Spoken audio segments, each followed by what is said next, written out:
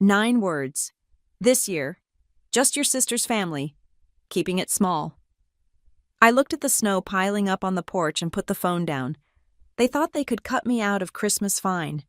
I would open my doors to the whole town. That night, as lights covered the eaves of the $7 million ranch my family never knew I owned, the phone started ringing. The first call was Mom. The third was a lawyer. The fifth changed our history. My name is Peyton Hughes, and I am 32 years old. I was sitting in my house in Helena, Montana, reading a text message from my mother. When the idea for the dinner was born, the house was quiet, insulated by 2 feet of fresh snow that had fallen before dawn. The text itself was brutally efficient, 9 words that did the work of a guillotine. This year, just your sister's family, keeping it small. I read it twice. The high-altitude air in my living room seemed to thin, pulling the warmth from my skin. It was not a wet, dramatic cold, like the Ohio winters I grew up with. This was the Montana cold dry, absolute, and impersonal. It was the kind of cold that found any weakness and settled in. I felt it slide past my wool sweater and into my chest. It was the feeling of being cut from the list, a sensation I recognized not as a new wound, but as the final press on an old bruise.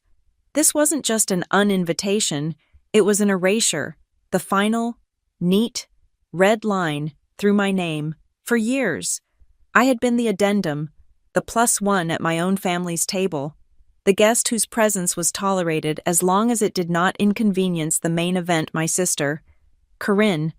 Now, I had not even made the footnotes. Keeping it small was a clean corporate wild lie. It meant keeping it to the people who matter. I was not one of them. My thumb hovered over the reply button. I could feel the pull of the old script, the polite, wounded query. "Oh, is everything okay?" Or the passive-aggressive jab, "Hope everything is fine." Or even the raw pleading, "Why, I did none of those things." Instead, I placed my phone face down on the heavy oak desk. The silence in the house rushed in to fill the space the text had occupied. It was a deliberate, heavy silence, a non-response, an acknowledgement of a truth I had spent my life trying to code around. I was not part of their equation. My gaze drifted from the phone to my laptop. I did not dwell. I did not cry. I acted. I opened the encrypted drive on my laptop, typed in a 32-character password, and clicked on the folder labeled Sanctuary. Inside, a subfolder, Riverglass. The first photo loaded. It was not a house. It was a promise. Riverglass was my $7 million secret, a fortress of solitude and glass tucked away in Paradise Valley, looking out over the Gallatin Range. I had bought it 2 years ago with the first payout from my company, and no one in my family knew it existed. To them, I was still Peyton in Montana, the eccentric daughter who ran some little computer thing and lived in a modest house in Helena. They had never asked for the address of Riverglass, and I had never offered it. I clicked through the images, the massive, reclaimed timber beams, the stone fireplace tall enough for a man to stand in, the sheer glass walls that erased the boundary between the living space and the snow-covered peaks. Then, I stopped on the one I was looking for, the Great Hall, and in it, the table. It was a single, magnificent piece of polished black walnut, running 40 feet down the center of the hall, easily seating 30 people. I had commissioned it specifically. A table built for a feast. A table built with no head. A table currently sitting empty, reflecting the cold mountain light. A question formed in my mind, not with bitterness, but with the cool clarity of an engineering problem. If I am not welcome at their table, why not set my own? The solution was immediate. The date was open. The table was waiting. The guests were available. The spark did not just catch, it detonated. A charity dinner, but not a sterile corporate fundraiser, not for the poor in the abstract. It would be for the forgotten. The theme clicked into place with the force of a locking mechanism. This dinner would be for the people on the periphery, the ones who, like me, were used to being the footnote, the maybe, the if there's room. This was not a whim. It was an algorithm. I opened a new, secure group message. I bypassed the main Hughes family chat entirely. I knew it would be filling up with Corinne's photos of her perfect children making perfect gingerbread cookies, punctuated by my mother's replies of heart emojis. My stomach did not twist. I felt nothing. I scrolled through my contacts, pulling names for a new list. Cousin Jonah, the carpenter. He was always summoned to Thanksgivings with his toolbox to fix a loose step or a rattling pipe, but was always seated at the folding card table in the hallway, never at the main table. Aunt Sarah, the eccentric one, the artist who lived in a yurt near Bozeman. She was only ever invited for dessert, after the real family meal was over. As if her presence was too fragile for gravy. A second cousin from my father's side, the one who had lost his job in the tech layoffs and had been quietly told by his own parents that maybe it was better to sit this Christmas out, to save everyone the embarrassment. I titled the new group chat, The Periphery. I paused, my fingers on the keyboard. I had to be honest with myself. Was this revenge? I interrogated the motive, running a diagnostic on my own code. Revenge was loud. Revenge was about burning their table to the ground. This was different. This was about building a better one. This was not about showing them I was rich. I had long given up trying to impress people who refused to see me. This was about using the resources I had earned to validate the very people they had collectively dismissed. This was about restoration. I was not the one left out. I was the one hosting, a simple, powerful shift in the variable. I was giving a seat back to everyone who had ever had theirs pulled out from under them, and in doing so, I was finally claiming my own. The engineer in me took over. The event needed parameters. Rule 1-1 table, the long, magnificent walnut table. No kids' table, no folding tables, no overflow in the kitchen. Everyone sat at the same table, or no one did. Rule 2. No hierarchy. The guest of honor was the person sitting next to you. Rule 3. No status. You did not talk about your job title, your net worth, or your connections. You talked about your story. The logistics came next. I went into my phone settings. I found the Hughes family group chat. Mute notifications, indefinitely. I went to the individual contacts, Mom, Dad, Corinne. Silence. All calls. A digital firewall went up, clean and efficient. Then, I opened a different list. It was a private list I had kept in a contacts app for years, labeled simply, Neighbors Strays. This was not a list of colleagues or connections. This was my real network. The elderly woman from the Helena Farmers Market who sold me eggs, and whose husband had left her with a mountain of debt. The retired carpenter who had fixed my fence last year and refused payment. The young barista at the coffee shop downtown. The one with the tired eyes who was working 3 jobs and could not afford to fly home to Vermont. The quiet librarian who had lost her partner. These were the people I had quietly helped over the years, and who, in their own small ways, had helped me. This was my real family. I opened my notebook, the leather-bound one I used for algorithms, not for feelings. I flipped to a clean page. I wrote the date at the top. Event title, The Riverglass Table. I sketched the layout of the hall, the position of the table relative to the fireplace, and at the bottom of the page, in clean block capitals, I wrote 2 words and circled them twice. Calls. It was not a question of if, it was a question of when. This act, however pure its motive, would not be silent. It would have consequences. I knew that. And for the first time in my life, I was ready to let the phone ring. I looked up. I had been sitting there for perhaps an hour. The weak winter sun was already beginning to drop, and the light in Helena was turning that deep, bruised purple that only happens in a Montana winter. My cocoa, made hours ago, before the text, was cold. Its steam had left a perfect, fading circle of fog on the glass pane of my window. Through that circle, I watched my own porch lights click on, their small, warm bulbs reflecting on the fresh, undisturbed snow. The contrast was perfect, the absolute, unforgiving cold outside, and the plan now igniting inside me. I turned back to the laptop. I opened the Periphery group chat and my Neighbors Strays email list. I typed 1, Clear message, no sentimentality, just facts. I am hosting a dinner, Christmas Eve, 6 p.m., at Riverglass. I pasted the address, the one no one in Ohio had, the one that, if they Googled it, would show them exactly what they had cut out. I paused, then added the final line, the price of admission. Come to Riverglass at 6. Bring the story of a time you were forgotten. I hit send. The blue message notification flew. The silence in the house was over. The work had begun. As the last invitation vanished into the digital ether, the silence of my Helena house rushed back in, but it brought company. The past arrived not as a gentle fog, but as a series of sharp, decisive data points, like telemetry from a failed launch. Toledo, Ohio, a humid, sprawling suburb where the lawns were wide and the ambitions were narrow. My childhood was a fixed system, a simple solar model. My sister, Corinne, was the sun. She was bright, dazzling, and generated her own weather systems.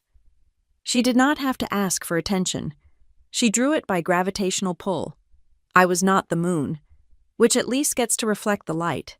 I was the hallway light, the 20-watt utility bulb, functional, taken for granted, and only noticed when it burned out. My obsession with tables, I realize now, started there. We had a formal dining room, a space reserved for holidays and important Sundays. It was dominated by a heavy, dark mahogany table. There was always a seating hierarchy. My parents, my grandparents, when they visited, my aunt, and Corinne. Corinne, 3 years my senior, had been granted a permanent seat at the adult table since she was 10. She was, my mother always said, mature for her age. I was Peyton. My spot was the folding card table in the adjoining kitchen, usually shared with a much younger cousin who still ate with his hands. On nights when it was just the nuclear family, I was often directed to the sofa in the living room. Just easier this way, honey. We're all tired. There was always one empty chair at the mahogany table. It was positioned between my father and my aunt. It was, by unspoken rule, the chair that was not mine. I learned to balance a plate on my knees. I learned that my voice, pitched from the living room, did not carry over the sound of their laughter. I learned that my contributions were not required for the main event to proceed. The memory that defines this, the one that serves as the root file for the entire Riverglass project, arrived with the clarity of a freshly compiled script. It was my sophomore year of high school. Corinne was a senior.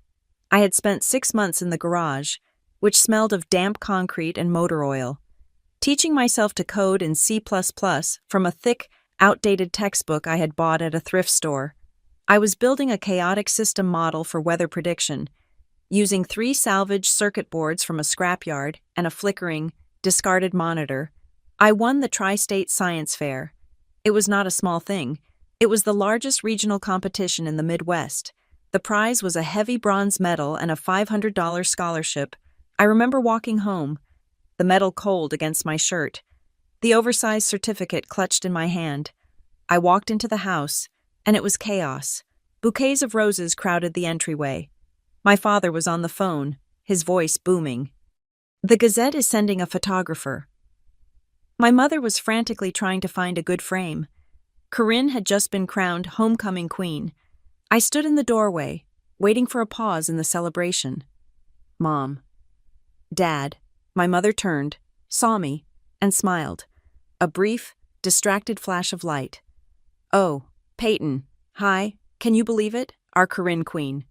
I held up the medal. I won the Tri-State, I said. My voice sounded small. Oh, that's wonderful. Honey, my mother said, her eyes already scanning the mantelpiece, clearly visualizing Corinne's crown. That's so nice. Can you grab the silver polish from under the sink? I want this frame to shine. My father hung up the phone and clapped his hands. All right, team the photographer will be here at 6. He finally registered me. He glanced at the bronze disc in my hand. What's that science fair good job, kid? Hey, Corinne's photo is going to be front page of the lifestyle section. Can you imagine? I stood there, in the hallway, under the dim utility light, and in that moment, the central thesis of my life was proven. No one was being deliberately cruel. Cruelty requires intent. It requires acknowledging the target's existence long enough to aim. They were just forgetful. They had forgotten to look in my direction. I was an anomaly, a data point that did not fit their narrative. So I retreated. The garage became my sanctuary. While Corinne practiced her valedictorian speech in her bedroom, I was soldering wires. While my parents planned her graduation party, I was reverse engineering a network protocol. The world outside my family might be indifferent, but the machine was not. The machine required precision. It did not care about homecoming queens. It only cared if the logic was sound. If you wrote a line of code, the system had to read it. You could not be skipped. I found a scrap of paper and taped it to the wall above my salvaged monitor. I wrote 2 words on it, in black marker. You matter. It was not an affirmation. It was a statement of fact. To the system. I did. My escape velocity was achieved via a full-ride scholarship to Midwest Tech, a fictional mecca of engineering 6 hours away. I presented the acceptance letter to my parents at the dinner table.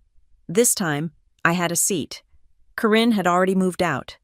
My father studied the letter, his brow furrowed. Midwest Tech. That's very far. Peyton. It's so specialized. Is that practical? My mother touched the letter as if it were radioactive. Corinne is so happy just down the road at Toledo State. She's getting a business degree. It's sensible. This, she waved at the letter. This seems a little extreme, honey. Just be realistic. Be realistic. That was their polite code for, do not be bigger than the space we have allotted for you. Do not inconvenience us with ambitions we do not understand. I left 2 weeks after my graduation. I packed my 2 suitcases into my rusted Honda Civic and drove west. Those 4 years at Midwest Tech were the crucible. I spent every Christmas in the dorm.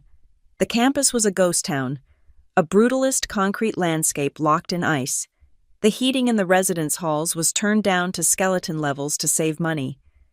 I remember the echoing silence of the empty corridors, the gray light of a December afternoon filtering through the frosted glass. I would sit in my room. The cinder-block walls painted a sterile, depressing beige, and stare at the empty, snow-covered quad. But my laptop screen was warm. My code was warm. I learned about logistics.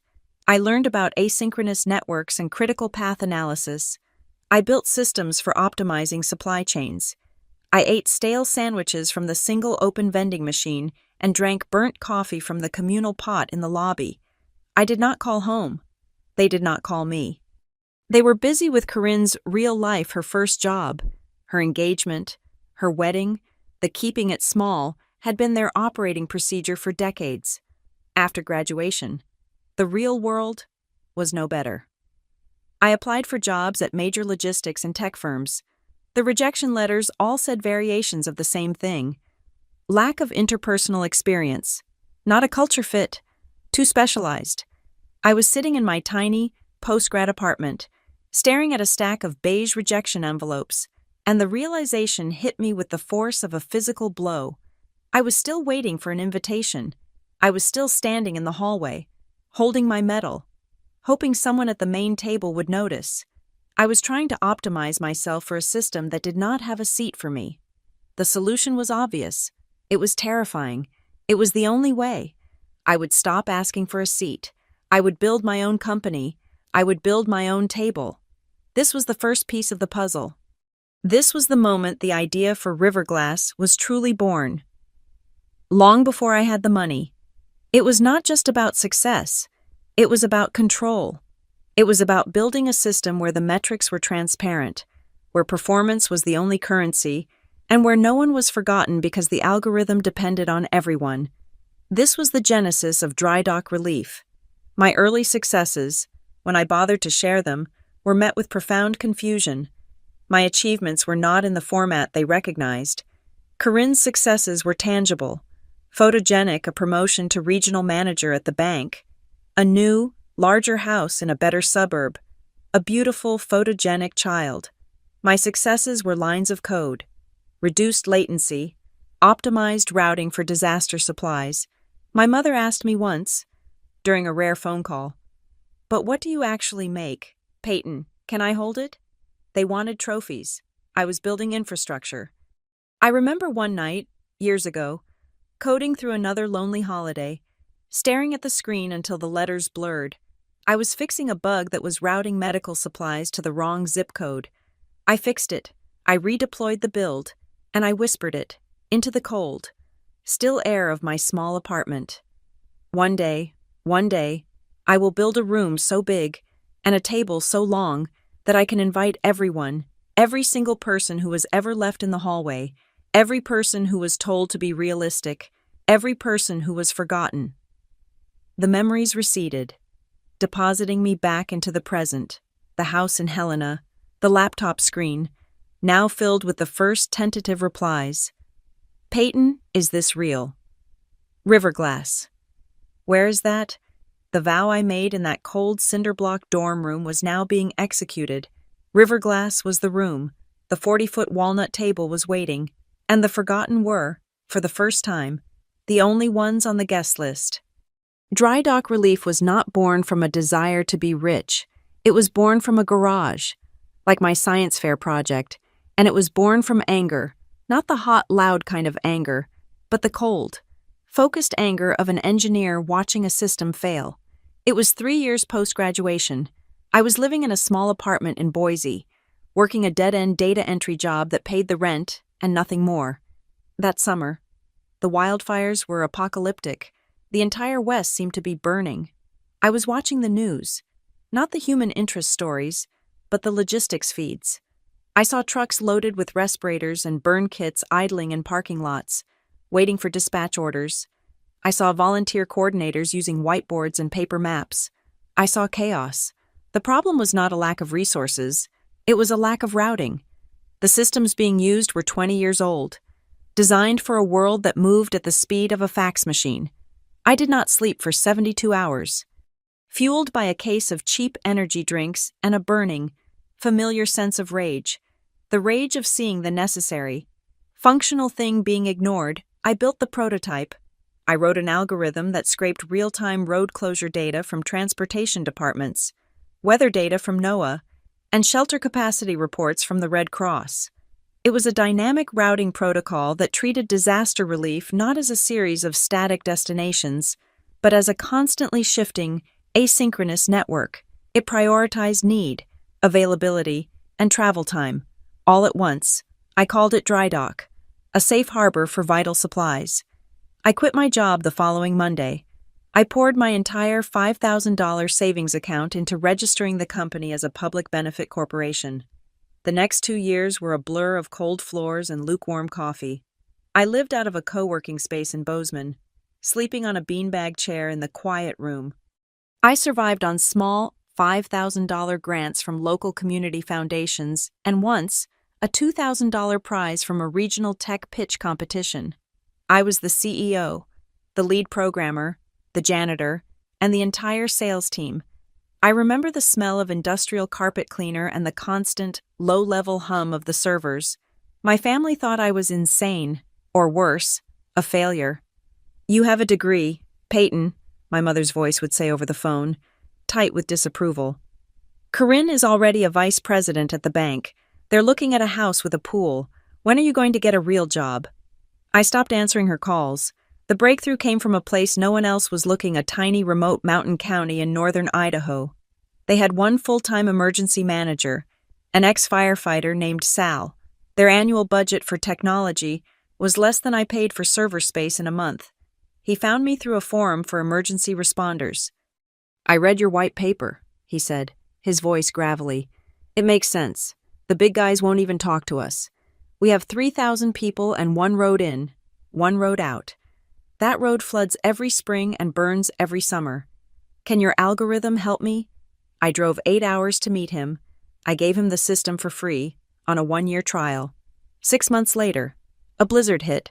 A mudslide took out a secondary access road. The state system told dispatchers the county was inaccessible for 48 hours. My system, Dry Dock, had already logged a local logging company's private plowed access route, a route Sal had manually entered into our database. Our system rerouted a critical shipment of dialysis medication and insulin. It arrived 12 hours before the state even knew the main road was clear. It did not just save time, it saved the lives of at least 3 people who could not miss their next treatment. Sal called the local paper. The Clearwater Gazette ran a small, below-the-fold story. Montana Tech Platform saves mountain residents. It was the first validation, the first time the system I built, the system I was, had been seen as essential. I screenshotted the article and, in a moment of weakness, of stupid, lingering hope, I texted it to my family's group chat. My father replied an hour later, "That's nice. Peyton, good for you. Just remember, pride comes before a fall. Don't go bragging about it." Corinne replied with a thumbs-up emoji. My mother never replied at all. I looked at the text, at the casual, almost reflexive way they minimized it. Don't brag. Don't be seen. Don't take up space. I deleted the entire message thread. I went back to work. Then came the pandemic. The world shut down. The global supply chain snapped. Suddenly, logistics were not a boring back-end problem. They were the only thing that mattered. While major corporations were still figuring out how to use Zoom, dry dock relief was already built for remote, asynchronous coordination. My system, designed for wildfires and blizzards, was redeployed to manage the flood of volunteer-driven deliveries, PPE to rural hospitals, food bank supplies to lockdown housing projects, prescription deliveries to the elderly. My little mountain county algorithm became the logistical backbone for volunteer networks in 3 states, then 10, then 20. We were not the big guys. We were the ones who worked. We were the utility light in the hallway, and the whole world, it turned out, was a hallway. By the end of the 2nd year, the big guys noticed Northline Systems, a logistics behemoth based in Seattle, had been embarrassed by their own slow response. They had tried to build a competing platform and failed. So, they decided to buy mine. The first offer was $50 million. I said no. They came back with 100. I said no. They flew me to Seattle. I sat in their sterile, gray boardroom, across a table so polished I could see my own tired reflection in it. They were all men, all in identical, expensive, ill-fitting suits. They did not understand what I had built. They just knew it worked, and they wanted it. "What do you want, Ms. Hughes?" the CEO finally asked, exasperated. $180 million, I said. "And an earn-out provision, but that's not the main thing." I pushed a single sheet of paper across the table. It was a clause I had drafted with a pro bono lawyer I knew from the co-working days. It stipulated that a small, ongoing percentage of the platform's dividends, my earn-out, would be permanently diverted into a community fund I controlled, a fund with no oversight from them. I called it the Riverglass Community Fund. I had already picked out the name. Though I had not yet found the place, they saw the percentage. It was tiny, almost a rounding error on a deal that size. They agreed. The deal closed on a Tuesday. The press release from Northline Systems was a masterpiece of corporate erasure. It lauded their strategic acquisition and innovative expansion. My name, Peyton Hughes, the founder and architect, was mentioned once, in the 8th paragraph, misspelled. My old team, the 3 coders and 1 operations manager who had stuck with me from the beanbag chair days, called me, weeping with joy, my family. When I finally called to tell them, was silent. I could hear my mother processing the number, $180 million. It was a figure that did not compute with their narrative of me. "Well," my father said, after a long, static-filled pause, I hope you're going to be smart with that. Money doesn't buy taste. Peyton?" "Corinne's family could really use a new sunroom," my mother added, her voice suddenly bright and false. I hung up the phone. I realized, with a clarity that was as cold and sharp as the Montana air, that to them, I was not a person. I was a failed investment that had suddenly, inexplicably, paid out. I took the money. I paid my team. I set up their trusts. And then, I disappeared. I bought a ticket to Bozeman. I told no one where I was going. I rented a truck and just drove. I drove into the mountains, into the place my system had gotten its first validation. I drove until the cell service died. I drove into Paradise Valley. I found it on a defunct realty listing, a property that had been tied up in probate for a decade. It was not a mansion, it was a fortress. It was built of riverstone and massive, unplaned logs, with a roof of overlapping slate. It sat on 300 acres, looking over a private lake that froze in the winter into a perfect gray-blue mirror. It was isolated. It was strong. It was transparent, with entire walls of glass facing the mountains. It was everything my childhood home was not. I paid cash. The $7 million was a fraction of the payout. I named it Riverglass, after the fund. This was my sanctuary. This was the one place their judgment, their expectations, their endless, hungry comparisons to Corinne could not reach. I did not give them the address. I did not send pictures. This house, this land, this table I was building, this was mine. I spent the first year there alone, just walking the land, watching the snow fall on the frozen lake. The long walnut table was the first and only piece of furniture I commissioned. It was delivered in 3 massive pieces and assembled in the Great Hall, a monument to a new kind of gathering. The seat of the charity dinner was not a conscious thought, it was an inevitability. It was the physical manifestation of the vow I had made in my dorm room. Riverglass was the room. The table was waiting. All it needed was the invitation, or in my case, the uninvitation. My mother's 9-word text was not an insult. It was the final, necessary line of code to execute the program I had been writing my entire life. The preparations for the Riverglass table began not with logistics, but with a scent. I bypassed the high-end catering companies from Bozeman and Jackson Hole. Their food was complex, architectural, and cold. I needed food that felt like a fireplace. I drove 40 minutes to a small house in Livingston, tucked away on a street shaded by cottonwoods. I knocked on the door of Nora Bell. Nora was 70, retired from a legendary, Michelin-starred restaurant in Seattle that she had walked away from at the height of her fame. She had moved to Montana, she said, to smell sagebrush instead of truffle oil. Her hands were gnarled with arthritis, but they smelled permanently of cinnamon and baked bread. She opened the door, wiping flour on an apron that had seen better decades. "Peyton Hughes," she said, her eyes sharp and assessing. "You run that rescue software. You're early. I'm not here for the community fund meeting. Nora, I'm here to hire you." I told her my plan. Not the revenge part, not the family part. I told her about the theme. The forgotten. I told her I had a table that seated 28, and I wanted to fill it on Christmas Eve. She listened, her head tilted. "You want a menu, then?" "I want food that feels like an apology," I said. "I want food that you can hear, food that feels like validation." Nora was silent for a long moment, looking past me at the snow on her lawn. "Validation," she repeated. She looked at her own hands. "That's a tall order for a meal. Most people just want prime rib." She finally met my gaze. "A menu you can hear. I like that. It will cost you. I can pay."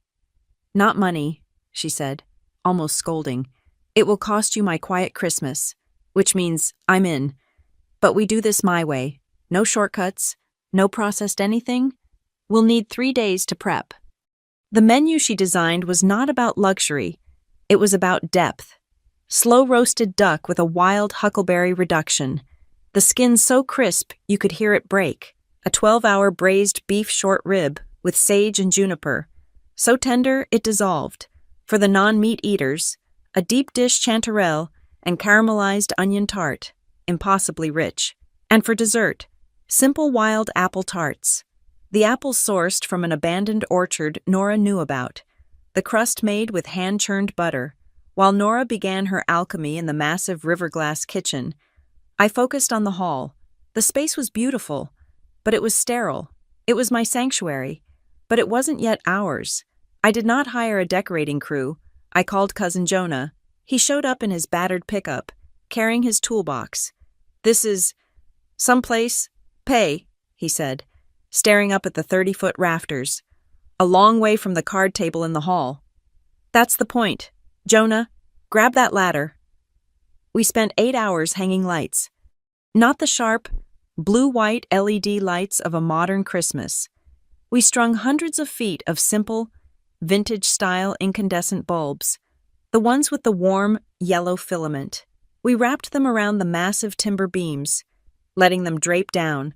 When we finished, the entire hall was bathed in a glow that felt as warm as Nora's ovens. We brought the outside in, but gently. We hung garlands of dried orange slices, cinnamon sticks, and pine boughs. The only candles were pure, heavy pillars of beeswax. The room soon filled with the scent of pine, citrus, and honey, mingling with the smell of Nora's braising beef. It smelled like a memory of a Christmas I had never actually had. And then, the table, the 40-foot, solid black walnut table. I ran my hands over it. It was the centerpiece. It was the event. I had 28 chairs. I had collected them over the last 2 years from antique shops and estate sales. Not a single one matched. There was a heavy oak captain's chair, a delicate Victorian velvet seat, a simple shaker-style bench. Each chair had a history, a previous life. Each one was a stray. The guest list was finalized. 28 names: Jonah and his wife, Aunt Sarah, the artist, my former neighbor, Mark, the brilliant aerospace engineer who had been laid off and was now delivering packages, his pride shattered, Ms. Albie, the single preschool teacher from Helena who was raising her 3 grandchildren on a salary that was a rounding error, the quiet librarian, the carpenter who had fixed my fence. The group was complete. The periphery. This, I knew, was the most critical part, the gifts. My family gave gifts that were obligations, checks written in sharp, angry numbers, or items meant to improve the recipient. Corinne once gave me a subscription to a weight loss program. My gifts were acknowledgments. I had spent weeks on them.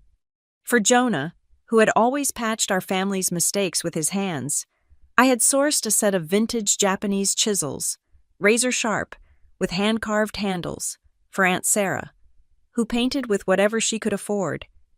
I had found a box of rare, imported mineral pigments from Italy: lapis lazuli blue, malachite green, for Mark, the engineer. I found a pristine, 19th-century brass sextant, a tool of navigation for someone who felt lost, for Ms. Albie. I gave a simple, heavy envelope of cash enough to cover her mortgage for 6 months tucked inside a hand-knit cashmere blanket. And for every guest, I had spent hours in the archives of the local library and scrolling through old social media feeds. I found a single photograph from their past, a moment they seemed truly happy, truly themselves, a childhood Polaroid, a grainy high school photo, a snapshot with a beloved pet. I had them professionally restored and framed in simple, reclaimed wood. The place cards were the last step. I took a stack of heavy cream-colored cardstock. With my best black ink, I wrote each name, and beneath each name, I wrote the same 4 words: "We sit as equals." This dinner could not just be an indulgence. It had to serve the same purpose Dry Dock did. It had to be functional. It had to help. I used the framework of the Riverglass Community Fund. I set up a new, anonymous donation line. I seeded it myself with a significant 6-figure sum. I called it the Winter Warmth Fund. The purpose was simple: to pay the heating bills for any elderly resident in our county living in a home built before 1950. I knew the Montana cold, and I knew how it preyed on old, drafty houses and fixed incomes. I sent a final text to the periphery group. "One last thing. This night is for us. It is not for the outside world. When you arrive, there will be a wooden box by the door. Please leave your phones there. This is a sanctuary. No social media, no location tags, no selfies." I paused, then added a concession. "We can take one picture, a single group photo, with the table. But only if everyone agrees, and it stays in this chat. It was a mistake. The night before the dinner, the great hall was set. The 28 mismatched chairs were angled at the table. The 28 gifts were wrapped in simple brown paper and twine. The lights glowed against the dark wood. The blizzard had started outside, the snow swirling against the massive glass walls. Nora came out from the kitchen, wiping her hands on her apron. She looked at the table, at the place cards, at the single, long line of seats. She looked at the roaring fireplace at the far end of the room. She walked over and put her warm, flour-dusted hand on my arm. "Peyton," she said, her voice quiet but firm. "I know what you're doing. You told me you wanted to serve validation." She smiled, a small, sad smile. "You're not serving dinner, honey. You're serving justice." I smiled back, but the word echoed. Justice. Justice was not a quiet, artisanal meal. Justice was loud. It was a confrontation. It was the opposite of the silent retreat I had built. I went to my office and opened my leather-bound notebook. I looked at the note I had scribbled weeks ago, when I first sent the invitations. Calls, else risk. I checked my security settings. I had already diverted the ranch's landline to an answering service. My personal cell was scrubbed from public databases. My family was silenced. I felt safe. I felt insulated. Protected by $7 million of stone, wood, and code, I had built a fortress. But I had forgotten that the most dangerous breach is never the front gate. It is the single, trusted guest who holds the key. I had forgotten that a photograph, once shared, is no longer a memory. It is a piece of data, and data, I of all people knew, always finds a way to be seen. At 5:30, the first headlights appeared. The snow was coming down hard now, thick and heavy, the kind that deadens all sound. It was falling so densely that the long, private gravel road to Riverglass was already a white track. The headlights cut through the blue twilight, a slow, tentative procession, one by one. My guests arrived, not in polished town cars, but in snow-caked Subarus, old Ford trucks, and sensible Toyotas. I stood in the massive doorway, the warm, golden light of the great hall spilling out onto the stone porch behind me, the smell of braised beef and pine rolling out into the cold. Beside the door sat the heavy, oak-tooled box for their phones. Aunt Sarah was first. She stepped inside, her eyes wide, brushing snow from her handmade wool coat. She looked around at the high beams, the roaring fireplace, the 40-foot table set for a feast. "Peyton," she breathed. I thought this was a potluck. This is Riverglass," I said, taking her coat. "And that is your seat." I pointed to the Victorian velvet chair. "Welcome, Aunt Sarah." She dutifully, if confusedly, dropped her phone into the box. They came in a quiet rush after that.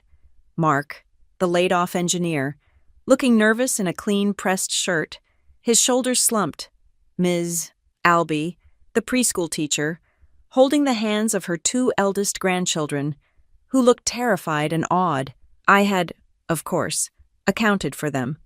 There were seats and gifts for all 3. Then, Jonah. He stamped his boots on the mat, his cheeks red from the cold. He was not empty-handed, tucked under his arm. He carried 3 wooden folding chairs. He saw me looking at them and grinned. "Habit," he said, his voice booming in the entryway. "Figured you might run out of room. Figured someone might need the hallway." I felt a sharp, sudden tightness in my throat. He, of all people, understood. "Jonah," I said, "I have a seat for you, at the table." "I know," he said, winking. "These are just in case we need to make this table longer every year. You keep building. I'll keep bringing chairs." He set them by the door. A promise. The last to arrive was my grandmother, Grandma Ray. She was the only one from that side of the family I had invited. She was my grandfather's widow, the one who had always slipped me $10 bills, the one who had actually read my science fair report. She was in her 80s, frail, and leaned heavily on a silver-headed cane. Jonah and I had to help her up the stone steps. She stopped at the threshold of the great hall. She did not look up at the lights. She did not look at the fireplace. She looked at the table. She looked at the 28 mismatched chairs, all pulled out, all waiting, all equal. Slowly, she let go of my arm, using her cane. She walked the length of the table. She ran her gnarled, papery hand over the smooth, dark walnut, from the head of the table all the way down to the end. She touched the back of Jonah's chair. She touched the small chair I had set for Ms. Albie's granddaughter. She touched the place card that read, Mark. She reached the end and turned to me, her eyes clear and sharp. Finally, she whispered, her voice rough with emotion. Finally, a place for everyone. I looked around the room. The guests were mingling, drawn to the heat of the fire. They were strangers, mostly, connected only by their shared history of being overlooked. They were quiet, hesitant, as if expecting to be told this was a mistake. The final count was made. 27 guests, 1 host. The table was full. My sister, Corinne, was not there. My parents were not there. Their absence was not a hole. It was the atmosphere. It was the oxygen we were breathing. For the first time in my life, a room felt complete because they were not in it. I tapped a small silver bell. If everyone could please find their seat, welcome. They moved toward the table, finding their names on the cream-colored cards. We sit as equals. I saw Mark, the engineer, read the words and frown, confused, before Ms. Albie sat next to him and struck up a conversation about the snow. I went to the corner of the room, to the vintage turntable I had set up. I slid a record from its sleeve, a classic, warm, instrumental Christmas album. I dropped the needle. The soft, analog crackle filled the room, followed by the gentle, swelling strings of Have Yourself a Merry Little Christmas. Nora and her small team began to serve. There was no buffet line. Platters were brought to the table, family style. The duck, the beef, the fragrant tarts, the room filled with the sounds of real, deep conversation, of plates being passed, of wine being poured. I stood at my own seat, near the middle, across from Grandma Ray. I raised my glass. I want to thank you all for coming, I said. My voice was steady.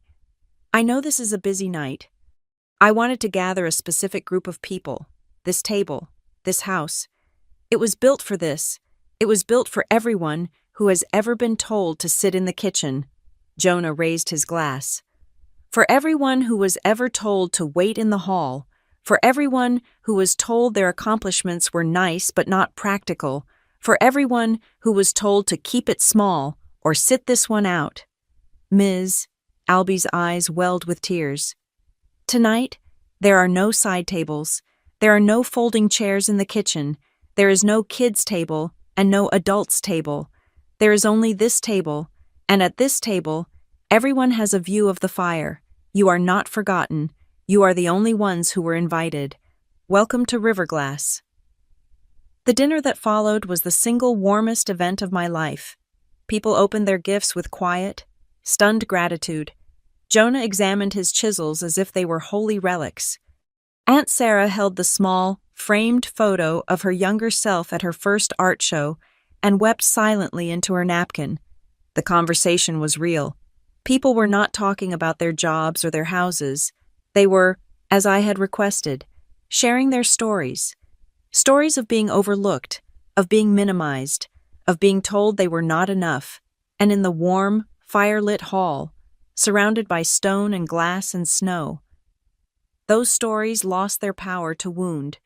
They became badges of survival. It was Ms. Albie who suggested it. "Oh, Peyton, this is the most beautiful night. We must have a picture. Just one, to remember." A chorus of agreement went up. "Okay," I said, smiling. "One picture, but just for us. It stays in our group chat. No posting it anywhere else." Everyone agreed. The rule was clear. This sanctuary was protected. I retrieved my phone from my pocket, the only phone active in the room. I set it up on a small tripod I kept on the mantel. I set the timer for 10 seconds. Everyone, squeeze in. I hit the button and ran to my seat, sliding in between Grandma Ray and Jonah. I looked down the table, at the 28 faces, all lit by the fire and the warm, incandescent lights. I smiled a real, genuine smile. The camera flashed. I walked back and checked the image. It was perfect. It was a snapshot of a world I had built from scratch. It captured the 40-foot table, the glowing lights, the massive stone hearth, and 28 people who, for one night, were the center of the universe. I opened the Periphery group chat. I attached the photo and pressed send. For us, I typed, to remember. My phone buzzed almost immediately as the 27 phones in the wooden box by the door lit up with the notification. The dinner resumed, the vinyl record finished, and the arm clicked back into place. The song was over.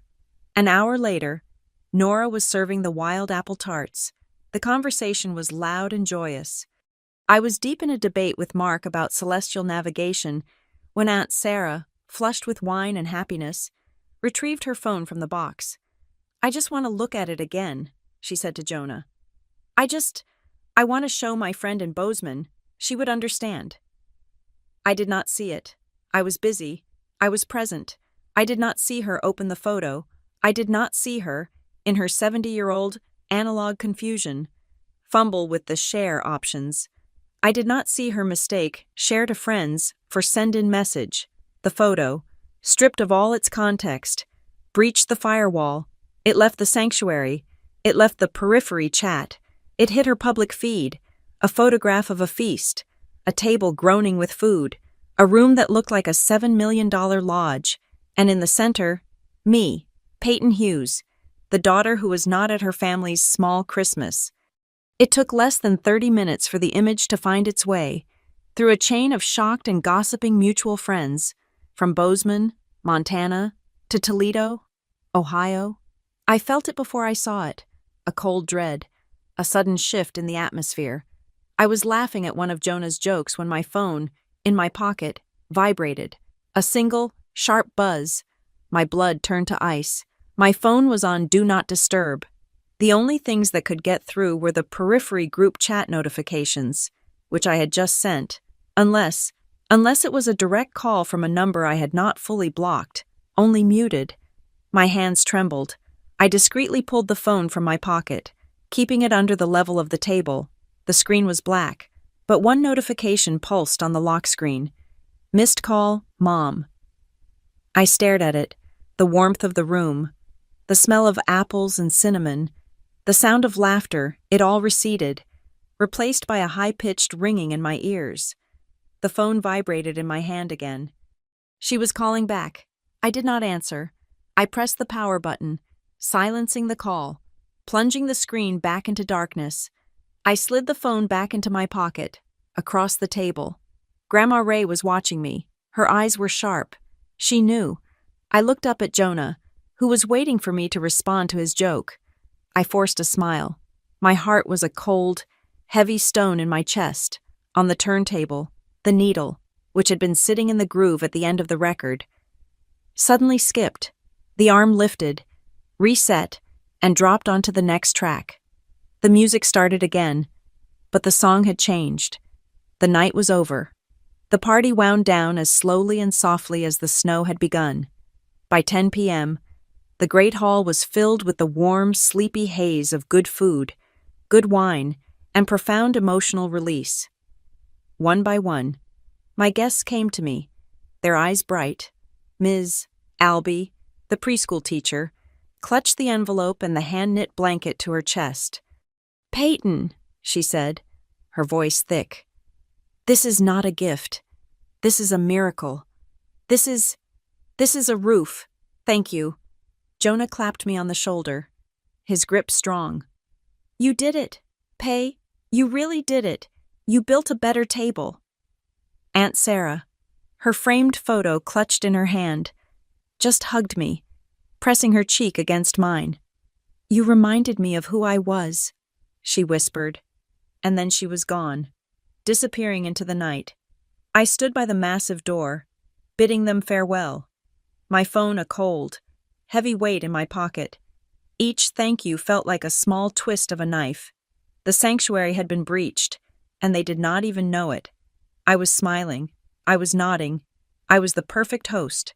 But inside, my entire system was on high alert, running threat diagnostics.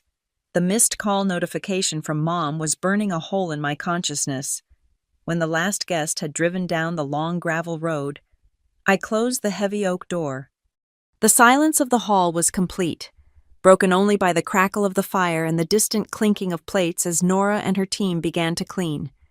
I pulled my phone out. The missed call was still there. And a new one. Missed call, Dad. I retreated to my office, the glass-walled room off the main hall, and shut the door. I could still see the main room, the dying fire, the long, empty table. I tapped my father's contact. He answered on the first ring. What? His voice was not a question. It was a low, furious bark. What do you think you are doing? I kept my voice perfectly level, the way I did when negotiating with hostile executives. Good evening, Dad. I'm just finishing up a dinner party. A dinner party, he roared, and I heard my mother's high-pitched sobbing in the background. A $7 million ranch. That's what you're calling it. That picture is all over town. Peyton, all over town. Do you have any idea what you've done? I hosted a dinner for my friends, I said, my voice turning to ice. The house is mine. What I do in it is my business. Your business, he spat. You have made this family a laughingstock. You have embarrassed your mother. You have embarrassed Corinne. After everything we did to keep this Christmas quiet, you were uninvited for a reason. Peyton, you always have to make it about you. You are selfish.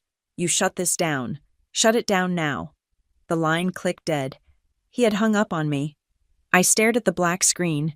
My hand was shaking, not with fear, but with a sudden, seismic rage. Shut this down. The same dismissal. The same command to shrink, to disappear. My phone lit up again. Not a call. A text. From a number I did not recognize. But the area code was Toledo. It was a screenshot, a forwarded image of a scanned document, an invoice. My eyes scanned the details. Invoice, holiday decorating services. The amount was for $5,000. The bill to line made my blood stop. Ray Family Foundation, the ship to address my parents' house in Toledo, Ohio.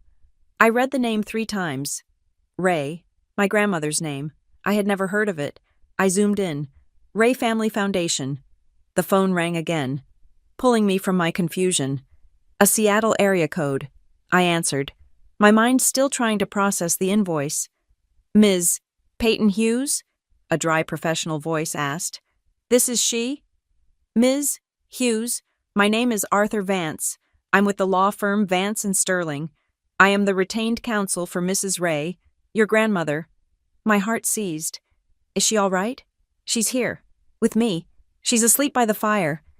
The voice on the other end let out a long sigh, a sound of profound relief. Oh, thank God. That is excellent news. I was worried. Worried about what? What is this? I've been trying to conduct a routine end-of-year review for her charitable fund, the Ray Family Foundation, he said. I have been unable to reach your parents, who are the fund's designated administrators, for several weeks. Their phones go straight to voicemail. The pieces clicked. The invoice. The name. I'm sorry, I said, my voice barely a whisper. I don't know what that is. It's your grandmother's private philanthropic fund, Mr. Vance explained, his voice patient but underlined with a lawyer's precision. She established it with your grandfather's estate. Its legal mandate is very specific, to provide winter warmth and assistance to the elderly population of Beach County, Ohio. Your parents have managed it for the last decade. He paused. The problem, Ms. Hughes, is that the foundation has made 0 disbursements to any charitable entity in over 2 years, not a single grant. The only expenditures have been for administrative fees and consulting, all paid directly to a holding company registered to your parents. The air in my office became thin and cold. the dry, impersonal cold of Montana. "Mr. Vance," I said, my voice flat. "I am holding an invoice that was just sent to me. It's for $5,000. For holiday decorating, billed to the foundation, but shipped to my parents' personal address." There was a long, dead silence on the line. I could hear the lawyer breathing. "Ms. Hughes, that would be a significant irregularity, a potential breach of fiduciary duty. I was calling your grandmother to strongly recommend an immediate audit and a freeze on the account." "Send me everything you have," I said. "Right now, I will make sure she sees it." I hung up. I was no longer shaking. I was perfectly, terrifyingly still. This was not about a hurt feeling. This was not about being uninvited to Christmas. This was about theft. I went to my desk and opened my leather-bound notebook. I flipped to the page with the plan for the dinner. I found the words I had scribbled at the bottom: calls equals risk. I drew a thick black line through them. On a fresh page, I wrote, "Ray Family Foundation." I underlined it 3 times. Beside it, I drew an arrow and wrote, "Grandma Ray doesn't know." My phone buzzed again. A new call. A local Ohio number. Beach County. I recognized the prefix. "This is Peyton Hughes. Ms. Hughes, this is Chairman Davies. From the Beach County Community Church. I apologize for the late hour." He sounded stiff, angry. "We saw the photograph. Your aunt posted it. A remarkable family reunion you're having in Montana. A beautiful home." "Thank you," I said. "We were just so surprised to see it," he continued, his voice dripping with acid. "Especially since your mother, Mrs. Hughes, informed our board that the Ray Foundation's annual Night of Warmth drive was canceled again this year, due to ongoing family health issues and the need to, as she put it, keep things small." The words, the exact 9 words from the text. This year, just your sister's family, keeping it small. It wasn't an excuse, it was an alibi. "Canceled," I echoed. "For 2 years running," Davy said, his voice rising. "That grant heats the homes of nearly 50 of our elderly parishioners. Ms. Hughes, we have people, cold people, who relied on that money. Seeing that feast, well, it seems the family's health and finances have certainly recovered. Good night." He hung up. I felt dizzy. I grabbed the edge of the desk. They weren't just cutting me out. They were cutting everyone out. They were canceling charity drives so they could buy Christmas decorations. My phone buzzed. A transcribed voicemail notification. From Corinne. I read the robotic, sterile text. "Peyton, I don't know what you think you're doing, but you are going to ruin everything. Mom is hysterical. That picture. What is wrong with you? You're selfish. Stop this. Just stop. You are ruining Mom's plan." Plan. I stood up and walked out of the office. The great hall was quiet. Nora was wiping down the last of the counters in the kitchen. Grandma Ray was asleep in the oversized armchair by the fire, the cashmere blanket rising and falling with her gentle breathing. She looked peaceful, content. She had no idea that the legacy she had built was being hollowed out by her own son. Nora saw my face. She walked over, drying her hands on her apron. "It was a good night, Peyton," she said softly. Then she saw my eyes. "What is it? What happened? You look like you just saw a ghost." "I saw a crime," I said. I looked at my grandmother, asleep and safe by the fire. "Nora, if the truth needs a seat, I think it's about to demand the whole table." Nora just nodded. "Well, then," she said, looking at the long, empty table. "It's a good thing you built one big enough." I walked back into my office. My mind was clear, the cold, precise clarity of an engineer who has just found the critical system fatality bug. This was no longer a family drama. This was a legal matter.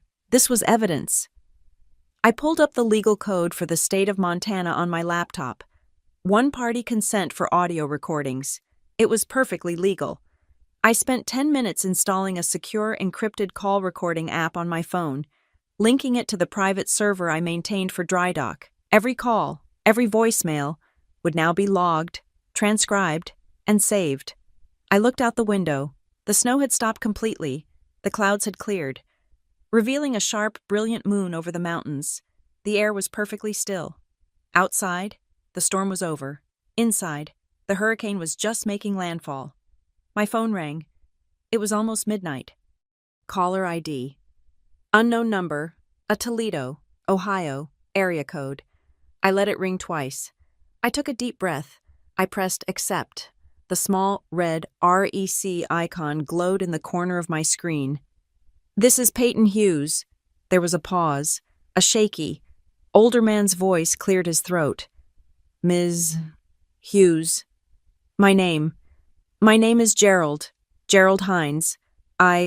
I used to be the accountant for the Ray Family Foundation. Your mother fired me 2 years ago." He paused, his breathing heavy. "I saw that picture tonight. Someone sent it to me. I think you need to see the real books."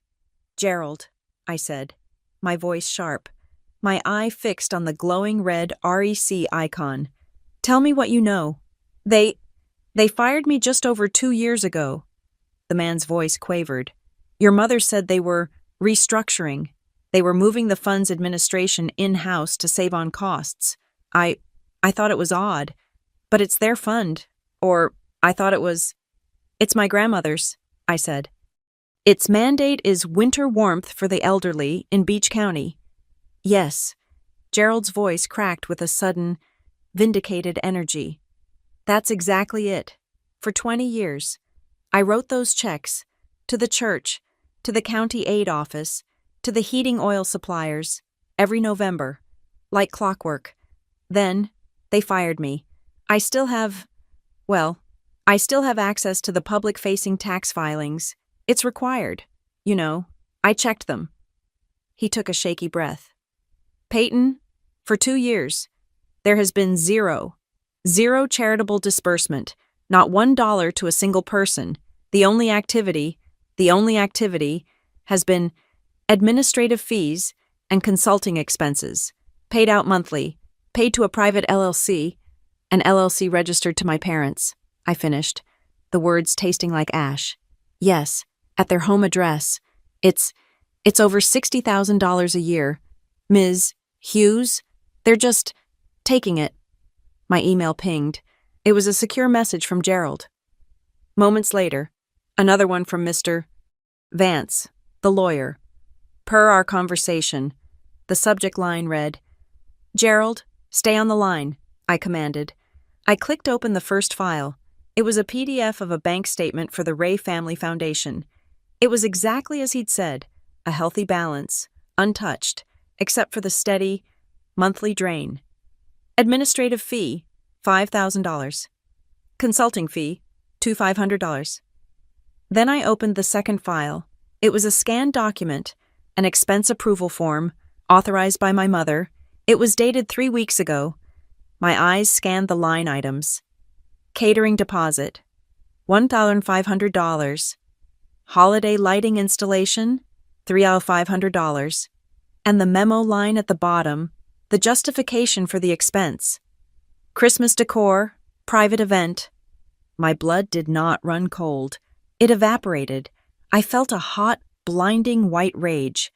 This year, just your sister's family, keeping it small. The 9 words from her text message echoed in my head. But now they had a new, grotesque meaning. It was not a social slight. It was not about me, or Corinne, or keeping the family circle tight. It was an alibi. It was the excuse they gave to Chairman Davies, the excuse they gave to the church, the excuse they gave to the 50 elderly people sitting in the cold. They were keeping it small because they were spending the charity money on themselves, and they could not risk having the community, the beneficiaries, the church show up at their door. They had cut everyone out me, the church, the entire county, to hide the fact that they were stealing. The phone beeped. A new call was trying to come through. Caller ID Arthur Vance. "Gerald, I have to call you back. You've done the right thing. Send me everything. Every file you have. Do not delete anything." I clicked over. Mr. Vance? Ms. Hughes, I am glad I reached you. The lawyer's voice was fast and clipped. I have just spoken with the chairman of the Foundation's Oversight Board, Mr. Bishop. He is apoplectic. He saw the invoice you forwarded. He is demanding an emergency session, an immediate injunction. Good, I said. I stood up. Pacing the office, the rage was gone, replaced by the familiar, cold precision of a system architect facing a critical failure. Here is what is going to happen. Mr. Vance, the meeting will be tomorrow, 6 p.m., Mountain Time. It will be a video conference. That's highly irregular, Ms. Hughes, a meeting of this gravity. Mr. Vance, I interrupted, my voice leaving no room for argument.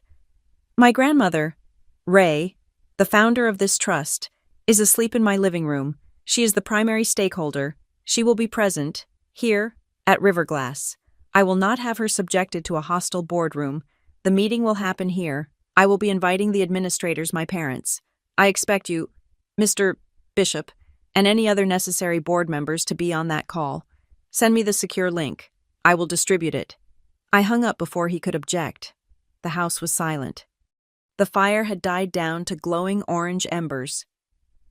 I walked out of my office and into the great hall. The long walnut table was dark, wiped clean, reflecting the moonlight from the massive windows. Nora was in the kitchen, stacking the last of the clean plates, her movements slow and tired. Nora, I said. She turned, startled, wiping her hands on her apron. Peyton, you should be asleep. I need the table again tomorrow, she sighed, looking relieved. Oh, well, that's fine. Will it be a late lunch? I have leftovers. No food? I said. I walked to the table and placed my hands flat on the cold, solid wood, the wood my grandmother had touched, just hours before. Tomorrow, Nora, the table turns off the candles, and we turn on the truth. Nora looked at my face. She looked at the dark, empty table. She looked at the armchair where my grandmother was sleeping peacefully. She did not ask another question. She just nodded, her face grim. I'll have the coffee ready, she said. I went back to my office. My fingers flew across the keyboard. First, an email to Mr. Vance, Mr. Bishop, and Gerald Hines. The meeting is confirmed. 6 p.m., MT. Secure link to follow. The founder will be in attendance. Second, a new clean text message. I sent it in a group to my mother, my father, and Corinne. I have been advised of catastrophic irregularities in the Ray Family Foundation. A full board review will be conducted via video conference tomorrow at 6 p.m. Mountain Time. Your presence, as administrators, is mandatory. Grandma Ray will be here. This is not a trial. This is about giving my grandmother's money its seat back at the table. I immediately re-silenced their numbers. I did not need to see the panic. I did not need to hear the lies. I needed to prepare. For the next 4 hours, I worked. I was no longer a daughter. I was a systems analyst. I retrieved the high-definition laser projector from my media closet. I set it on a stand at the far end of the great hall. I aimed it at the massive, flat, pale gray stone wall beside the fireplace. I connected my laptop. I opened the first file Gerald had sent the bank statement. The numbers, crisp and black, appeared 6 feet high on the stone wall. Ray Family Foundation, statement period November. The administrative fee was as large as a dinner plate. I toggled to the next file.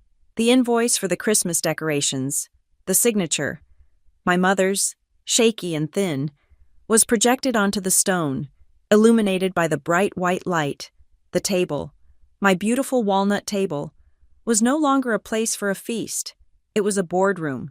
It was a witness stand. I retrieved a high-fidelity conference microphone from my office. I placed it in the exact center of the table. I ran the cable, securing it with gaffer's tape, to my laptop. I opened the recording software. I checked the audio input. I pressed test. The small green bar pulsed with the sound of my own breathing, the sound of the logs shifting in the grate. The system was live. My hands were steady as I taped down the cables, but as I coiled the last bit of wire, I felt a single drop of sweat run from my temple down my jaw. My palms were slick. This was not code. This was not a server. This was flesh and blood. This was the foundation of my entire life. I looked at the clock. 3 a.m. I picked up my phone. I made one last call, disabling the silence setting for this one, and only this one. She answered on the first, frantic ring. Peyton, thank God. You have to stop this. You don't understand. You have to take the picture down. Your father is... You are going to ruin us. Be here tomorrow, I said. My voice was not mine. It was the voice of dry dock relief. It was the voice of an algorithm that has found the fatal error. 6 p.m. Stop calling.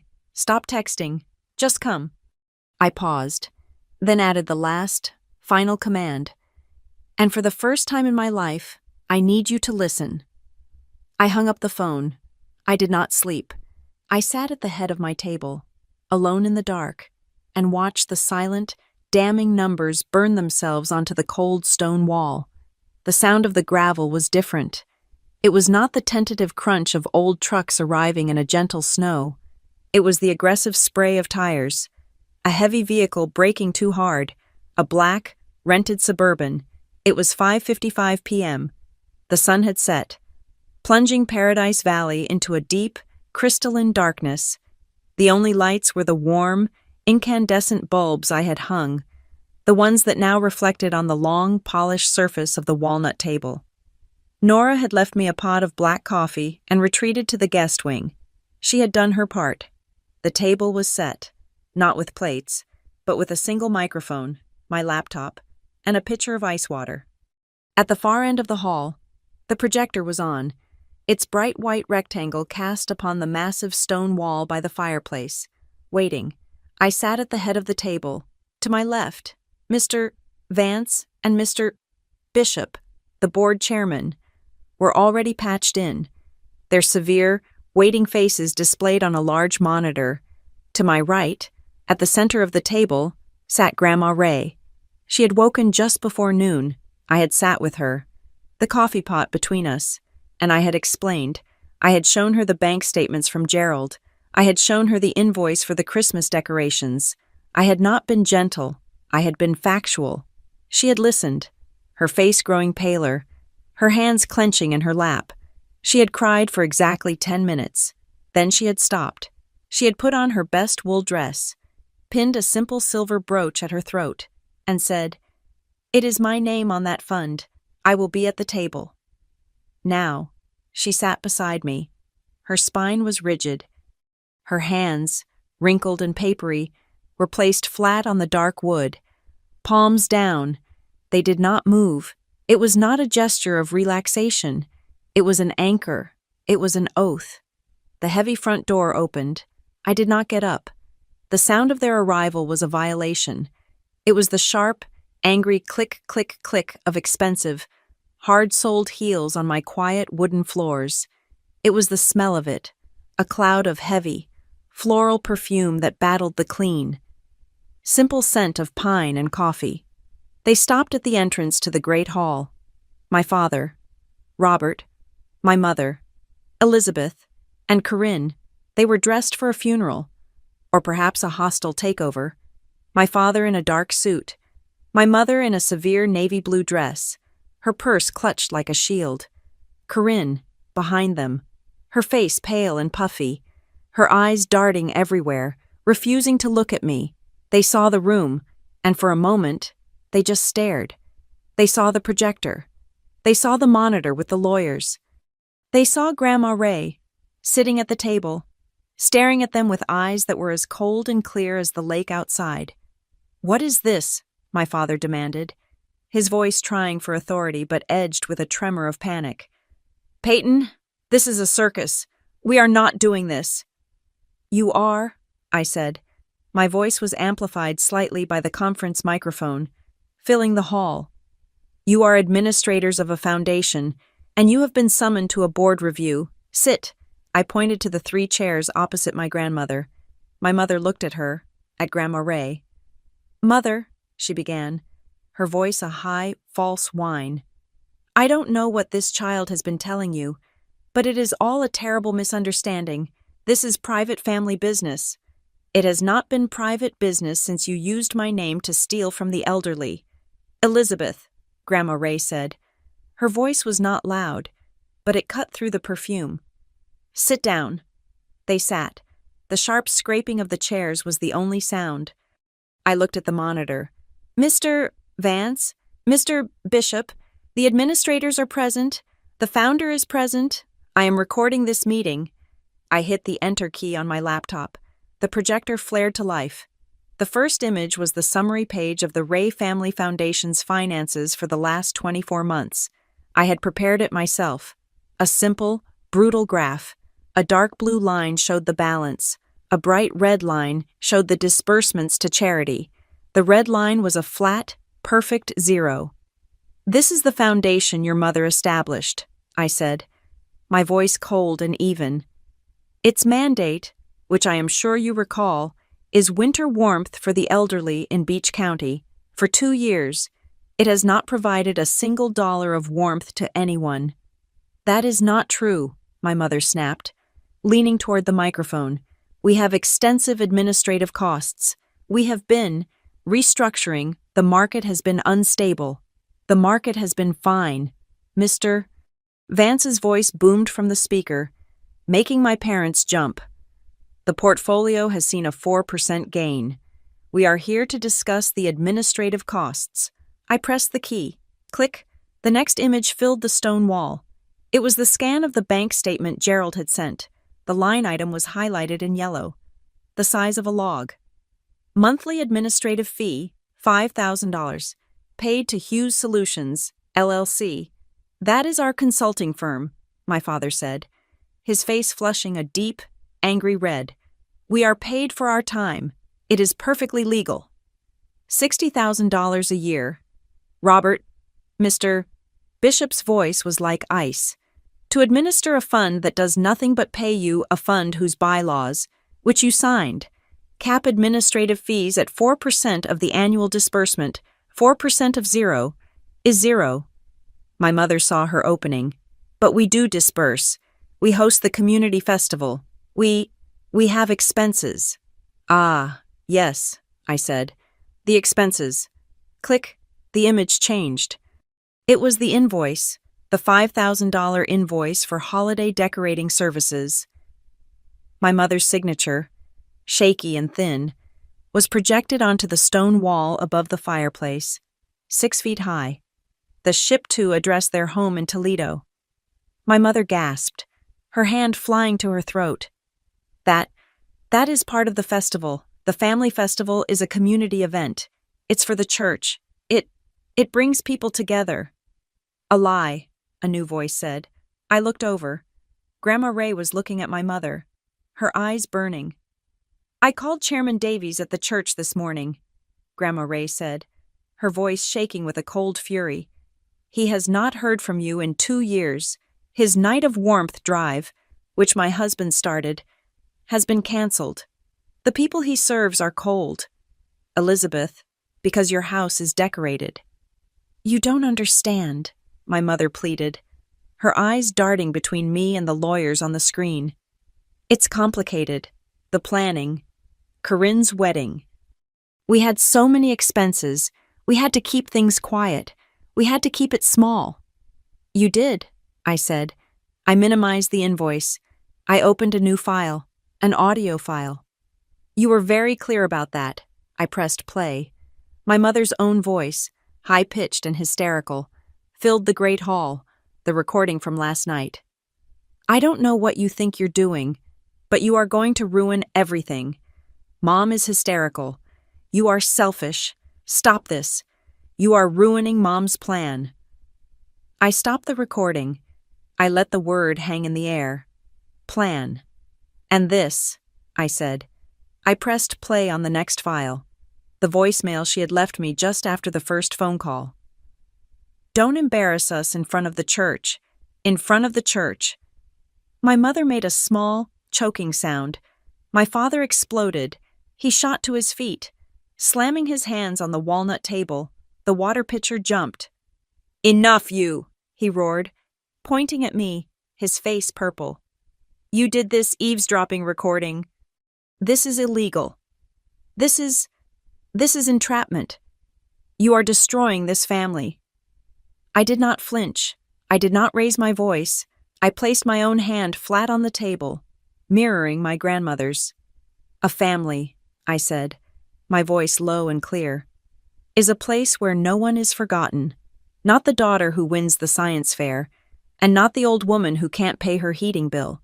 You built a system that forgot both. I'm just running the diagnostic." My father stood there, trembling, speechless. I looked at Corinne. She had been silent, her hands twisting in her lap. But now, she was looking at the projector, at the bank statements, at the invoice for decorations she had probably helped pick out. Her face was ashen, her lips were trembling. She was, for the first time in her life, seeing the architecture of her world. She was the sun. But she was seeing, finally, that her warmth was fueled by something dark and cold. She was seeing the map of favoritism and realizing it was not just a map, it was a balance sheet. It was a crime. She looked down, her perfect facade cracking, and a single, hot tear dripped onto her clasped hands. The silence that followed was absolute. Grandma Ray broke it. She leaned forward, her hands still flat on the table. Her voice was strong, echoing with the authority of her name. "Robert, sit down." My father stared at her. Then, slowly, his rage deflating, he sank back into his chair. Grandma Ray looked at the monitor. "Mr. Bishop," she said, "I am the founder. My husband built this fund to keep people warm, because he remembered what it was to be cold. My name is on it. My legacy is in it." She turned her head and looked at my parents. "If justice needs a seat at the table," she said, her voice ringing with clarity, "this table still has room for it." Mr. Bishop nodded, his face grim. "Thank you, Mrs. Ray. Your wishes are clear. Effective immediately, by emergency authority of the board, the assets of the Ray Family Foundation are frozen. All administrative access for Robert and Elizabeth Hughes is revoked." "You can't do that," my father yelled. "We can, and we have," Mr. Vance said. "A formal vote of the board will be scheduled within 48 hours for your permanent removal as administrators. At that time, we will also be voting on whether to turn these findings over to the State Attorney General's office." My mother made a sound like a dying bird. She was staring at my father, her face a mask of pure, unadulterated terror. My father looked hollow, shrunk. Then, in the devastating silence, a new sound, a phone ringing, a bright, cheerful, polyphonic ringtone. It was not mine. It was my mother's phone, lying on the dark walnut table beside her untouched purse. The screen lit up, illuminating her white, trembling hands. She did not move. We all read the caller ID. "First National Bank, Mortgage Division." The room was silent. The phone kept ringing. My father looked at the phone, then at my mother, then at me. The realization dawned on his face, a slow, sickening wave of gray. The house, the perfect house in Toledo, the house whose loan, I now realized, must have been secured not by their income, but by the assets of the foundation they controlled. With the funds frozen, the guarantee was gone, the loan was in default, the phone stopped ringing, and the silence that fell was the sound of a guillotine. The phone stopped ringing. The silence that fell back into the great hall was absolute, a vacuum where the last vestiges of my family's denial had just been. My mother's hand was still frozen in the air, hovering over the dark screen. My father stared at that same phone, his face a mask of gray, hollowed-out shock. He looked like a man who had just seen the blueprints of his entire life, his entire identity. Catch fire. It was Corinne who moved. She made a low, strangled sound, a sob that tore through the sterile, legal quiet. She pushed her chair back, the legs scraping loudly on the wood floor. She stumbled as she stood. She did not look at my parents. She walked, unsteadily, around the long, dark table, to where Grandma Ray sat, anchored to the wood. Corinne fell to her knees. She did not fall gracefully. She collapsed, her hands grabbing at my grandmother's arm, her perfectly styled hair falling over her face. "Grandma," she sobbed, the words muffled against the wool of my grandmother's sleeve. "Grandma, I'm sorry. I didn't know. I swear. I didn't know it was your money. I just thought it was Dad's. I didn't know. I'm so sorry." Grandma Ray looked down at her. Her face was not soft, not forgiving. It was just weary. She did not pat Corinne's head. She did not offer comfort. She simply kept her hands flat on the table. The sound of Corinne's raw, gulping cries was a distraction. This was not finished. I looked at the dark monitor where the lawyers had been. My voice cut through the sobbing, sharp and clear. "Mr. Vance! Mr. Bishop! Are you still there?" The screen flickered back to life. "We are Ms. Hughes," Mr. Vance said, his face grim. The bank call. That was, in fact, our fraud department liaison at First National. We informed them this afternoon of a potential catastrophic breach of fiduciary duty involving assets they held as collateral. "Collateral?" I repeated, the word tasting like metal. "Yes," Mr. Vance continued, adjusting his glasses. "Your parents' mortgage, it seems, was not a standard loan. It was a charitable preferred mortgage, a special rate and line of credit granted based on their stewardship of the foundation's assets. With that stewardship now frozen and under investigation, the loan is in default. The bank, as is their right, is calling the loan." "Immediately, calling the loan," my father whispered. He said it to himself, to the empty air. My mother heard him. She heard the words. She made a small, hitching sound, and then she simply stopped. Her body went limp. She slumped sideways in her chair, her head hitting the solid walnut table with a dull, heavy, sickening thud. She was out. My father did not move to help her. He just stared at her, as if she were a stranger, a piece of furniture that had fallen over. This was the end of the line. The system was broken. Now, the patch.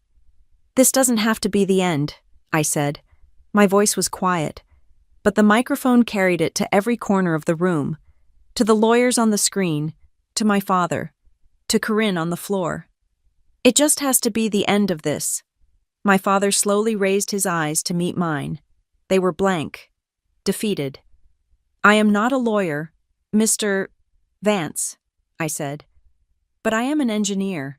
This system is compromised. I see only one path forward that does not involve the Attorney General and criminal charges." I laid out the terms. My voice was flat, emotionless. I was not a daughter. I was an architect proposing a rebuild. One full, immediate restitution. Every dollar taken in administrative fees and consulting expenses for the last 24 months, plus interest, every cent from the decorating invoice, it must all be returned to the fund. "We don't have that money," my father whispered, his voice hoarse. "The bank, the house, we don't have it." "Sell the house," I said, my voice unchanged. "Sell the Suburban, sell the paintings. I do not care how you get it. The fund must be made whole. That is the first, non-negotiable step." I held up a second finger. 2, a full public apology, not to me, to the community. You will deliver it in person at the Beach County Community Church to Chairman Davies and his congregation. You will explain, in detail, what you did and how you are making restitution. My mother moaned, stirring. She was conscious. She was hearing it all. 3, I continued, you will sign, tonight, an irrevocable agreement to transfer full administrative control of the Ray Family Foundation to an independent, third-party council. That council will be selected by Mr. Bishop and my grandmother, I looked at the monitor. Mr. Bishop? Mr. Vance, if my parents agree to these 3 terms, here and now, will you recommend the board forego criminal charges and focus on recovery and restoration? There was a long, heavy pause. Mr. Bishop looked at Mr. Vance. Ms. Hughes, if restitution is immediate and complete, and the administrators are permanently and irrevocably removed, the board's primary goal is, and always has been, the health of the fund, we would consider it. Grandma Ray had been silent, a marble statue. Now, she spoke. Her hands, still flat on the table, seemed to press into the wood. One addition, she said. Everyone looked at her. I want an overseer, she said, her voice strong. Someone I trust, someone who understands the numbers, someone who will ensure the fund's data is public. She turned her head, her sharp, clear eyes finding mine. I want Peyton.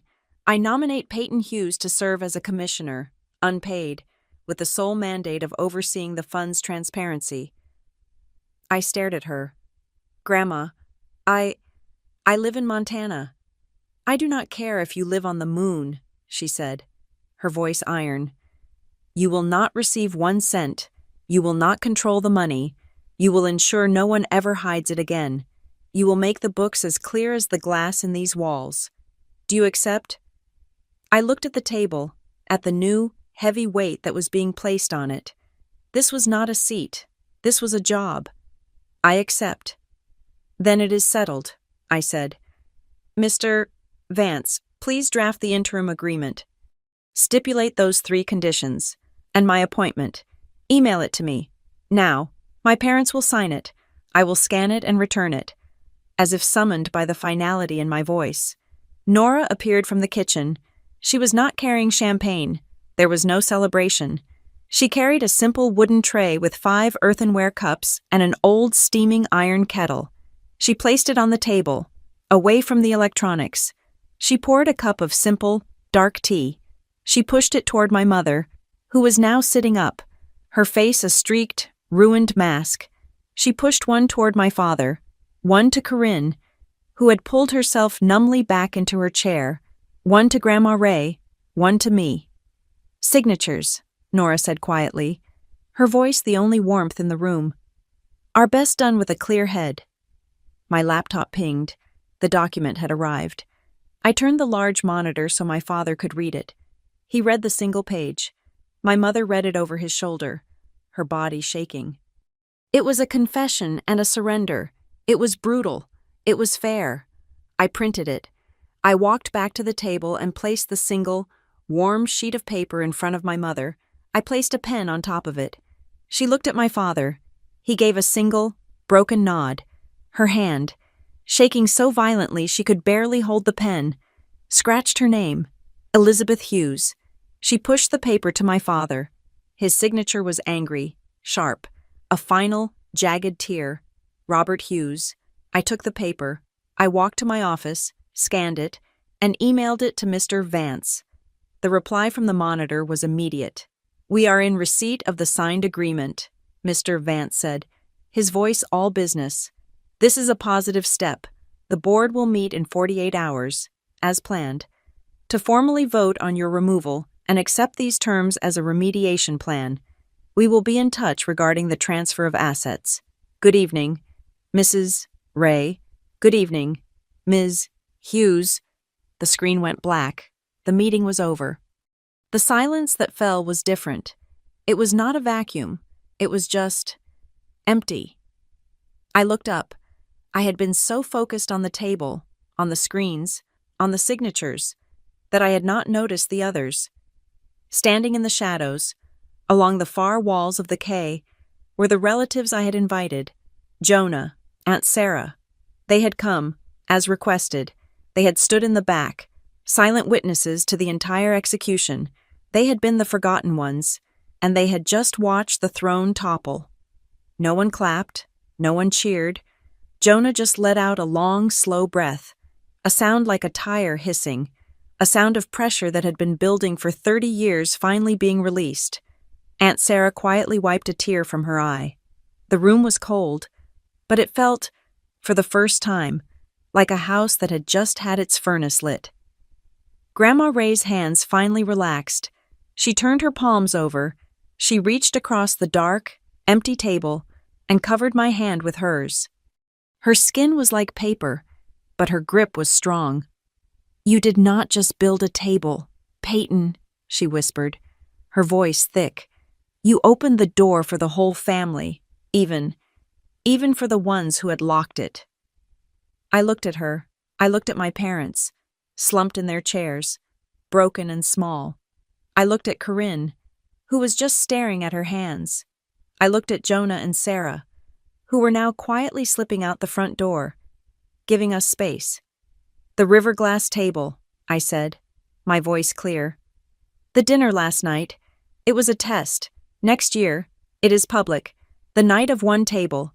It will be a public fundraiser. The reports will be online, real time.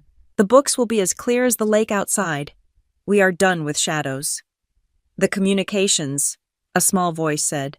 We all looked at Corinne. She wiped her face, sniffing.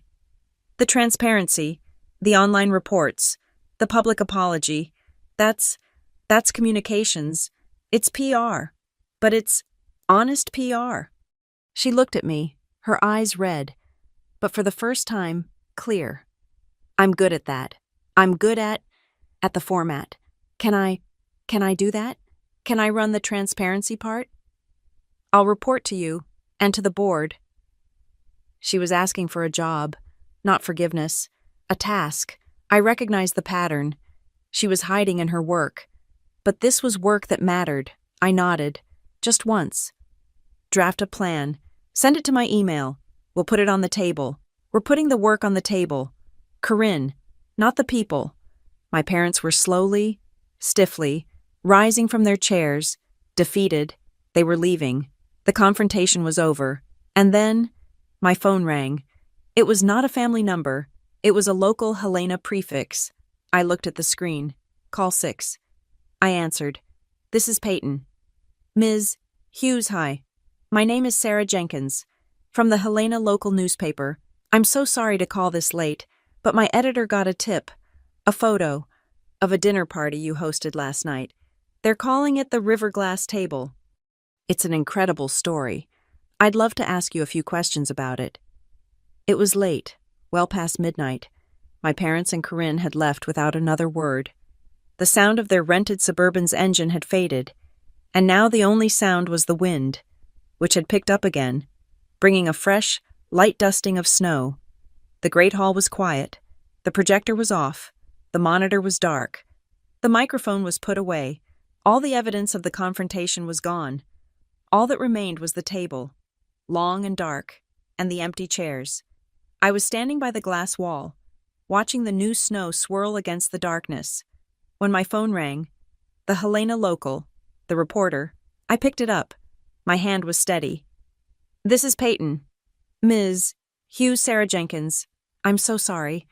I know it's late, but this story, a $7 million ranch, a feast for, who was it, the forgotten? It's a house." I cut her off, my voice quiet but firm. "And it was a dinner. But that's not the story. Ms. Jenkins. It's not," she sounded confused. "No, the story is the Ray Family Foundation in Beach County, Ohio. The story is about the Winter Warmth Fund for the elderly, a fund that has been dry for 2 years. The story is about how it's being restored. This week, the story, Ms. Jenkins, is not about the table. It's about the people who need a table.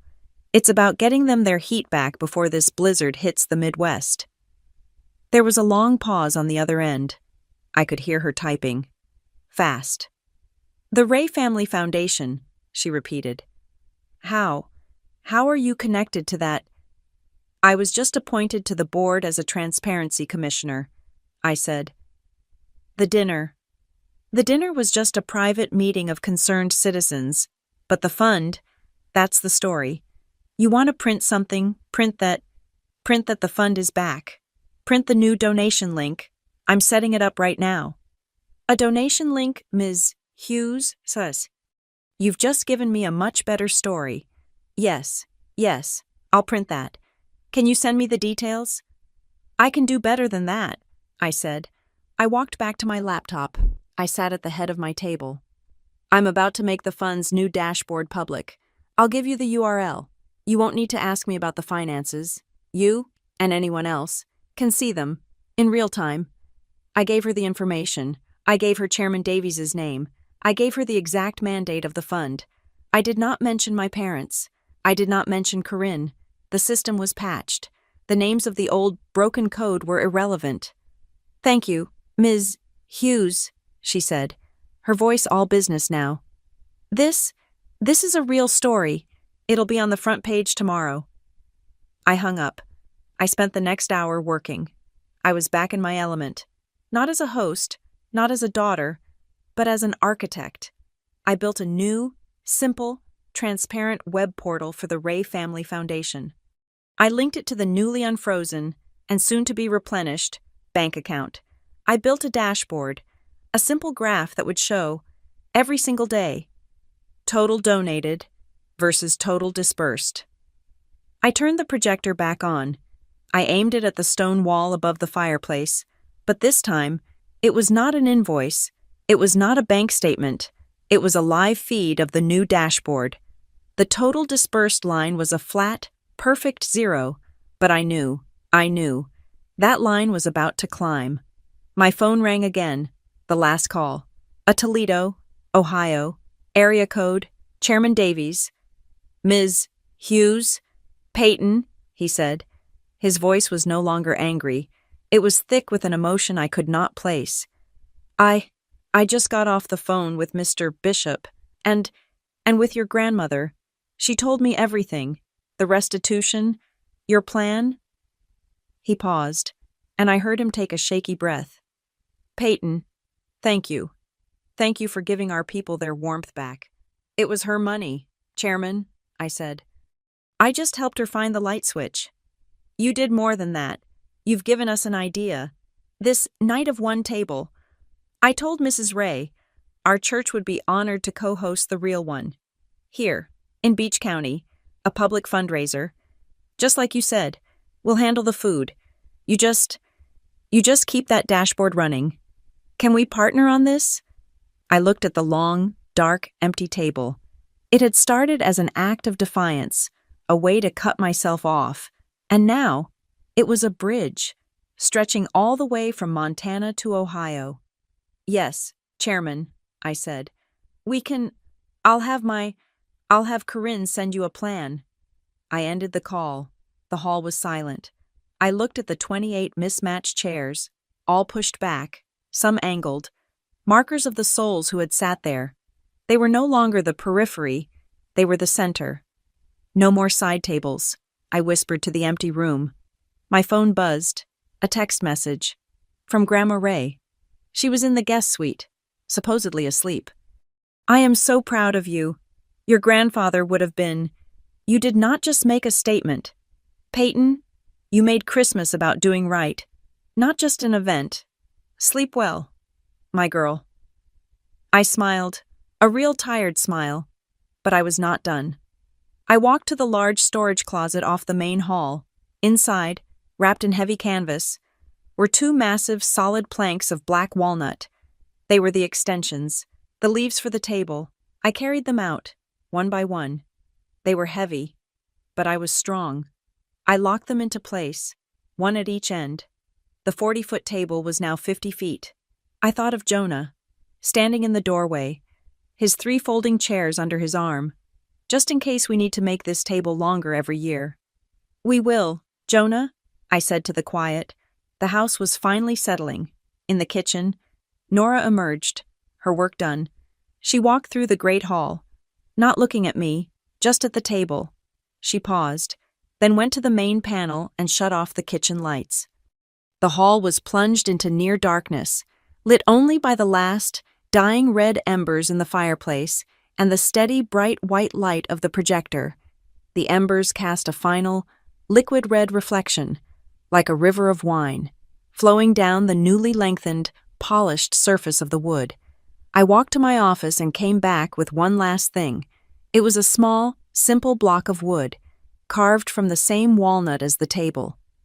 I had made it weeks ago, for myself. I placed it in the very center of the table, right where the microphone had been, in simple, clear, carved letters.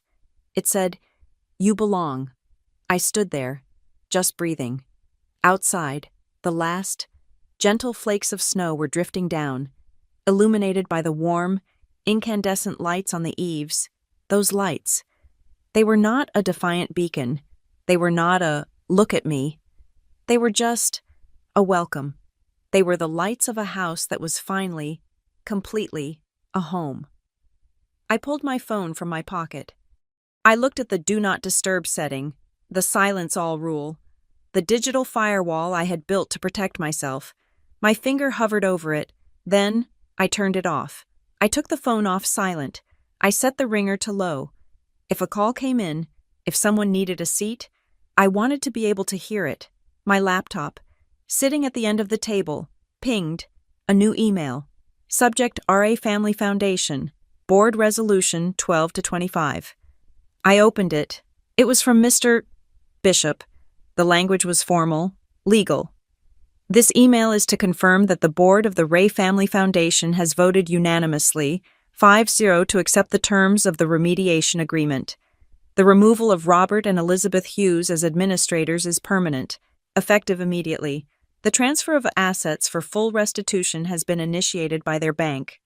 I read the last line, and the air left my lungs in a single, quiet rush.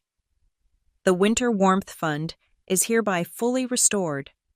Emergency disbursements for all eligible Beach County residents will resume this week. I closed the laptop. I looked at the stone wall, where the graph of the fund was projected. I looked at the dark, empty hall. I looked at the long, massive table, my table, stretching out before me, ready, and I smiled. I sat down, in my chair, at the head of my table, and I finally felt at home. Thank you so much for listening to my story. I am so curious to know where in the world you are tuning in from. Please, let me know in the comments. I would love to connect with you and hear your thoughts. And if you enjoyed this, please subscribe to Maya Revenge Stories. Give this video a like, and hit that hype button so more people can hear this story.